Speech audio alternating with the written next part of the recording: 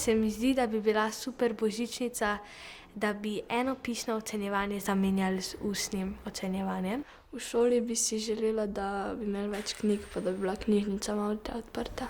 Mislim, da bi bila najboljša božičnica, da bi šli velikokrat na zrak ven. Pred počitnicami bi lahko mogoče imeli malo bolj prosto, ne bi tukaj delali, pa imeli bi tako skrite prijatelje. Jaz mislim, da bi lahko imeli kako posebno malico, tudi kakšne piškotke zraven. Test pišemo takrat za Miklavža, da takrat ne bi pisali testa ali pa imeli spraševanj, da ta praznična energija, da nismo nič pod stresom. Če bi nam manjkale točke ali pol točke, da bi nam lahko malo čez prste pogledali.